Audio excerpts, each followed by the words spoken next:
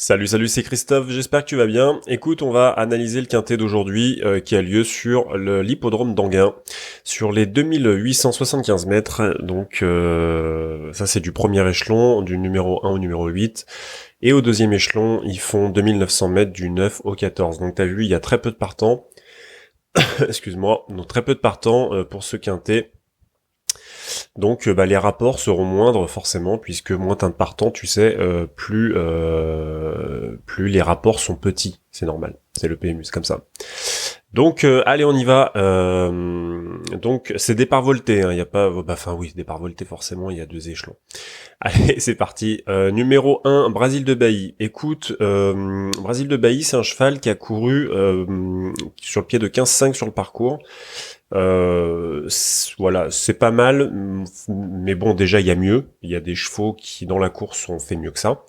Et en plus de ça, moi, ce qui me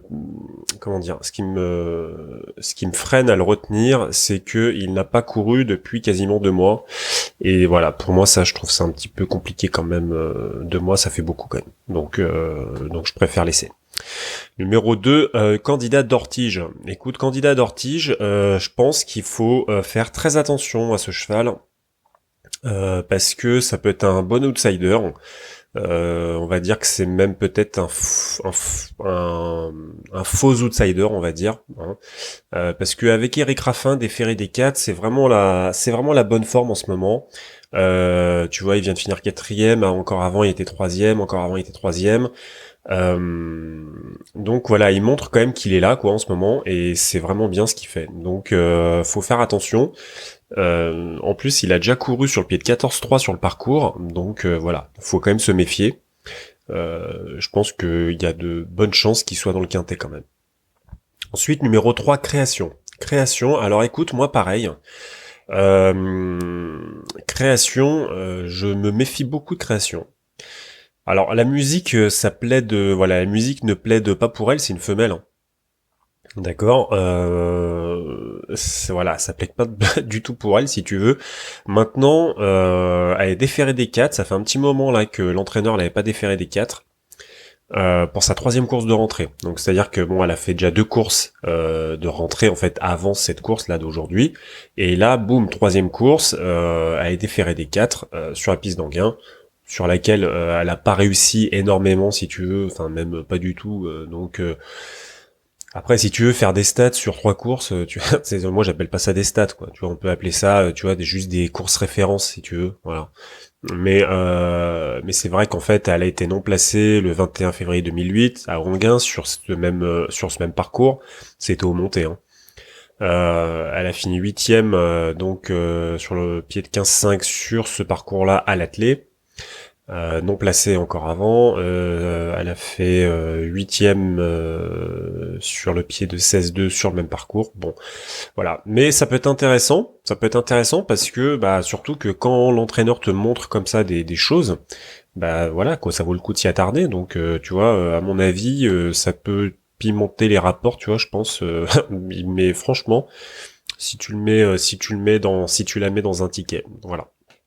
Alors ensuite. Numéro 4, Voyou de nuit. Écoute, Voyou de nuit, pour moi, c'est trop relevé. Voilà. J'ai déjà vu qu'il avait trotté sur le pied de 16-6 sur le parcours. Il y a vraiment des chevaux qui sont au-dessus, hein. Franchement, il y a des chevaux qui sont au-dessus. Donc, écoute, défier des 4 et tout, ok, mais moi, je vois pas, je vois pas la chance, quoi. Je vois pas sa chance, franchement, hein, je te le dis, hein. Ensuite, numéro 5, Balfour. Alors Balfour, écoute, pour moi, c'est une des bases de la course, surtout au premier échelon, il est déféré des 4. C'est un cheval qui vient de Suède, je crois, un cheval qui est entraîné par Robert Berg. Il a déjà trotté 15-4 sur le parcours, et en fait, il se plaît vraiment bien en gain. Donc j'ai l'impression que c'est une piste qui lui plaît vraiment beaucoup. Et donc voilà, faut se méfier, quoi, hein, faut faire attention. Surtout au premier échelon, comme ça, je pense que ça, voilà, ça peut bien le faire. Ensuite, numéro 6, As de Godisson. Alors, As de Godisson, écoute, je suis resté pas mal je suis pas resté 2 heures sur lui, tu vois, mais bon, j'ai regardé un peu ses stats, j'ai regardé ses courses. Tu vois, c'est mi-figue, mi-raisin, si tu veux. Tu vois, je sais pas trop quoi en penser, en fait. Le problème que j'ai avec As de Godisson, c'est que c'est un cheval qui aime bien aller devant. C'est un cheval qui aime bien les devants et en fait moi j'ai un peu peur entre guillemets qu'il se fasse bouffer dans la ligne droite en fait, parce que derrière t'as vraiment des chevaux qui vont arriver, tu vois, qui vont débouler, qui voilà quoi, qui vont attendre en fait, qui vont être attentistes et du coup lui comme il aime bien tu vois As de Godisson, il aime bien aller devant et faire sa course, faire son train en fait, ça va arranger pas mal de chevaux, tu vois, qui aiment courir caché. Et du coup, ces chevaux, ils vont certainement se faire ramener tranquillos, tu vois, pour placer leur pointe de vitesse dans la ligne droite d'Anguin, qui est vraiment bien longue. Et peut-être que As de Godisson, bah, tu vois, il va peut-être se faire bouffer, quoi. Donc voilà, donc écoute, moi je le retiens pas parce que pour moi j'en vois d'autres. Maintenant, c'est une possibilité. Hein. Il est déféré des 4, il a fini quatrième lors de sa dernière course, et je crois qu'en plus je l'avais regardé. Alors je te le dis, là il est 10 heures, donc voilà, j'ai regardé tout ça hier soir. Mais je crois qu'il a pas eu le passage en fait à Borelli, ouais voilà c'est ça. Ouais. Il avait pas eu le passage en fait. Je crois qu'il y a eu un cheval qui s'est mis au galop, était juste devant lui, le pauvre cheval, il a pas pu finir en fait. Franchement, c'est vraiment pas de bol. Bon, c'est les courses, hein, c'est comme ça. Hein. Voilà, donc bah voilà, donc moi je le sélectionne pas. C'est en fait c'est vraiment le profil du cheval et le profil de la piste qui me voilà, qui me tique un peu. Bon. Ensuite, numéro 7, Vos Rinja. Alors, Vos Rinja, écoute, moi, déjà, au vu de sa musique, j'ai pas l'impression que ça soit un cheval qui soit bien fiable.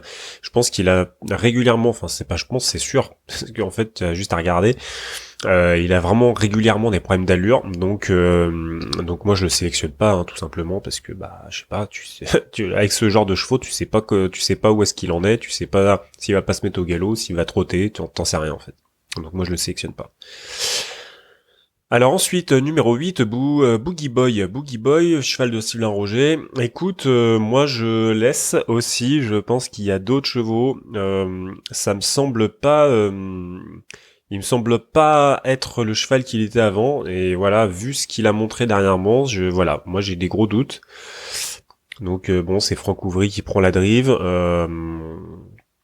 Il a fait du non placé le 24 juin sur un lot à 35 000. Il était déféré des 4, hein, il est toujours déféré des 4 en fait. Euh, à Alençon le 10 juin, il a fait 8e dans un lot à 26 000. 35 000 le 17 mai, il a fini 4e. Bon, enfin tu vois, ça casse pas des briques quoi, tu vois. C'est vraiment voilà. Donc écoute, je sais pas trop quoi en penser. Moi, je te le dis, je le sélectionne pas parce que je trouve que, en fait, il a fait avant, il a vraiment fait des belles courses. Hein. Il a vraiment, voilà, il a fait de belles choses, mais là, bon, même si c'est la limite du recul, voilà, moi, j'y crois pas des masses. Voilà. Allez, ensuite, on passe au deuxième échelon, donc du 9 au 14. Donc le 9, Blues des Landiers. Bah écoute, Blues des Landiers, bah voilà, hein, c'est une chance, hein, c'est clair et net, hein, c'est une des chances de la course. C'est un cheval qui est vraiment dur et en fait justement le profil d'Anguin ça lui plaît parce que si tu veux c'est fait pour les chevaux durs en fait Anguin. Donc c'est là où on voit que les chevaux bah tu vois ils repoussent un peu leurs limites et tout et voilà c'est vraiment la ligne droite pour ça elle est intéressante. Maintenant le problème de Blue Zélandier c'est que enfin moi je trouve en fait il a fini deuxième lors de sa dernière course et il a fait beaucoup d'efforts à l'extérieur et en fait après il s'est fait bouffer par Barbu je crois lors du dernier quintet et vraiment sa course elle est vraiment très très proche quoi, c'est à dire que là je crois il court à 5 jours si mes souvenirs sont bons. Tu vois ça fait vraiment pas beaucoup de jours de repos en fait entre guillemets, donc ouais 10 juillet ouais. Putain il a couru le 10 juillet, c'est tombé. Alors moi pourtant j'aime bien j'aime bien en fait si tu veux les courses rapprochées, d'accord. Maintenant là 5 jours c'est voilà surtout qu'il a fait des efforts quand même. Est-ce qu'il lui reste encore ses cartouches tu vois pour le quintet d'aujourd'hui en gain. Voilà moi c'est ma question en fait. C'est ma question. C'est pour ça que j'en fais une chance si tu veux mais j'en fais pas genre une grosse base comme Comtesse du Chêne. Voilà. Allez, ensuite, numéro 10, Comtesse du Chêne. Comtesse du Chêne, écoute, c'est la super forme. Elle a fait une superbe ligne droite à Reims, dans le GNT. En plus, c'est une jument qui, donc, c'est une des plus jeunes, hein, c'est une femelle de 6 ans, et elle a l'habitude de livrer des batailles qui sont dans des lots qui sont plus relevés que ça, hein, quand même. Hein. Donc avec Franck Nivard, voilà, clairement, c'est clair. Hein, c'est pour moi, c'est la jument à battre de la course. Hein, donc même si elle part au deuxième échelon, elle a vraiment la classe, elle a la capacité de revenir, hein, sans problème. Ensuite, numéro 11, Katia Kira. Écoute, Katia Kira, elle est vraiment intéressante. Katia Kira, c'est une femelle de 6 ans aussi. Elle a déjà couru sur le pied de 13,9 sur les 2000, sur le parcours en fait, sur les 2875 mètres. Sauf que là, bah maintenant, elle est en 25 mètres. Et pareil quoi, elle est vraiment en plein. Enfin voilà, je crois elle a même eu des courses avec des chevaux qui étaient supérieurs. Mais bon, grosso modo, elle est quand même dans sa catégorie quand même, hein, tu vois. Et je trouve que bah en fait ouais, enfin tu vois c'est con parce que ça c'est une petite jument tu vois qui gagne pas en fait, c'est con hein, elle gagne pas, tu vois, ça me fait un peu penser à Auch, tu vois, Auch là d'ailleurs qu'on va voir juste après, qui gagnait pas et boum tout d'un coup bah il se met à gagner une course à Anguin, tu vois. Moi je trouve que Katia Kira mériterait de gagner quand même. Donc voilà, donc oui si c'est une chance hein, Katia Kira sans problème pour le quintet. Ensuite, numéro 12, Auch, donc déféré des 4, c'est un bijon. Écoute, bah Auch, pareil, hein, il a sa régularité pour lui. Franchement, tu le mets sur autostart, tu le mets en voltée, tu le mets sur plus court, tu le mets sur plus long. C'est un super cheval, hein, donc bah écoute, faut le sélectionner, hein, carrément. Hein, donc il peut faire l'arrivée largement. Maintenant, de là à ce qu'il gagne, j'en sais rien. En tout cas, il peut faire l'arrivée. Je pense qu'il va la faire même. Ensuite, numéro 13, Arthur O'Boy. Arthur O'Boy, écoute, il rend la distance. Moi, ça me plaît pas des masses. J'ai pas vu des choses qui sont plaisantes ces derniers temps. Donc moi, écoute, je préfère laisser. Voilà, je pense qu'il y en a d'autres. Et je te les ai nommés. Ensuite, Quentin de l'Éclair. Alors, Quentin de l'Éclair. Écoute, Quentin de l'Éclair, c'est un gros hic en fait. Parce que Quentin de l'Éclair, c'est un très très bon cheval. D'accord, c'est un très très bon cheval. Là, il est au plafond des gains. Il a déjà battu des chevaux comme Coup Droit, comme Clark Soto. D'accord, donc c'est pas rien, tu vois. C'est des chevaux qui sont bien supérieurs à ce qu'on a là aujourd'hui. Quoique Comtesse du Chêne, bon, ça se débat, mais bon. Et du coup, et en fait, quand il a battu Coup Droit et Clark Soto, c'était l'année dernière, je crois que c'était pile poil il y a 1 an, et c'était sur cette distance-là en fait. D'accord. Là maintenant, il rend 25 mètres. D'accord. Bon, là, il rend 25 mètres à des chevaux qui sont, je pense, bien inférieurs à lui quand même. Mais malgré tout, bah tu rends quand même 25 mètres. D'accord. Et moi, c'est vraiment la forme en fait. C'est vraiment la forme dans ce moment. Là, pour moi, c'est le gros point d'interrogation en fait. Moi, j'en fais pas une base perso, même si c'est un super cheval qu'il est déféré de. Non, il est pas déféré des 4 parce qu'il est jamais déféré des 4 lui. Enfin, si de temps en temps. Mais là, franchement, non, ça va pas quoi. En fait, je trouve il a fait. Tu vois, il est rentré le 18 mai, il a fini 6e. Donc à Vincennes. Ensuite, le 1er juin, il a été donc placé. Le 9 juin, il a été donc placé. Enfin voilà quoi. C'est si tu veux, ça, c'est voilà. On se pose. Enfin moi, je me pose des questions quoi. Pose des questions. La forme du cheval, comment il est. Voilà. Donc, écoute, je le sélectionne parce que je pense que c'est bon quand même de le sélectionner. Parce que c'est un très bon cheval, il n'y a pas de souci, il a beaucoup de qualités si tu veux. Maintenant c'est sa forme quoi. Moi je pense qu'il y a vraiment des chevaux qui m'ont l'air plus affûtés. Bon, après certainement je me trompe hein, mais bon. Donc voilà, donc écoute, je te donne mes sélections pour ce quintet dans l'ordre de mes préférences, ok? En fait, je voulais te dire un truc à propos de ça, c'est qu'en fait, quand je te donne des sélections comme ça dans l'ordre de mes préférences, après moi, quand je donne des chevaux ou un cheval à jouer à mes abonnés, en fait, ça veut pas forcément dire que je vais jouer le premier ou le deuxième, tu vois.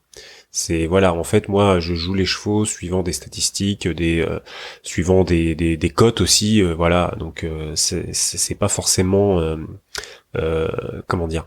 C'est Je vais pas sélectionner un cheval à mes abonnés, par exemple, qui est forcément premier de ma sélection de l'analyse. D'accord? Bon. Allez, on y va. Donc, pour moi, le premier cheval, c'est numéro 1, Comtesse du Chêne. Ensuite, numéro 5, Balfour. Ensuite, numéro 9, Blues des Landiers. Ensuite, numéro 11, Cathy Akira. Ensuite, numéro 12, Auch. Numéro 14, Quentin de l'Éclair. Numéro 2, Candidat d'Ortige. Et numéro 3, Création. Voilà, donc ça c'était ma sélection, et puis écoute, voilà, j'espère t'avoir un petit peu éclairé sur ce quintet, et je te dis à plus, bye. Merci d'avoir écouté ce podcast. Si tu veux progresser maintenant en ayant des vraies stratégies, des vrais systèmes de jeu pour pouvoir augmenter ton capital de ton compte PMU, que ce soit au jeu simple, au tiercé ou au couplet, moi ce que je te propose, ce sont vraiment de vrais ateliers vidéo. C'est mon support principal. Donc je fais des ateliers vidéo dans lesquels je te propose mes stratégies en fait pour pouvoir gagner au jeu simple, donc au tiercé et au couplet. Donc j'ai mis tout ça dans la description du podcast. Et en plus de ça, je propose un abonnement qui n'est pas visible, mais si tu es vraiment intéressé, tu peux tout à fait me contacter par mail. Mais surtout, n'hésite pas à me demander, dans lequel je propose mes jeux quotidiens en fait, selon certaines stratégies. Et évidemment, tu as le droit à un gros accompagnement, c'est-à-dire que de toute façon tu prennes un atelier, deux ateliers, l'abonnement, peu importe. Moi, je réponds vraiment très très vite. Je suis bien présent, donc pour toi, il n'y a pas de souci. Je vais vraiment t'aider à progresser dans tes jeux, à te sortir en fait. Peut-être que tu es dans le brouillard actuellement, que tu sais pas sur quel chevaux miser, sur quelle discipline, comment gagner et tout. Moi, je t'explique tout ça très bien. Et donc, il faut surtout pas hésiter en fait à cliquer sur ces ateliers. Je te présente un peu tout ça, tu lis la présentation. Et puis voilà, n'hésite pas à me contacter. Je te dis à bientôt. Bye.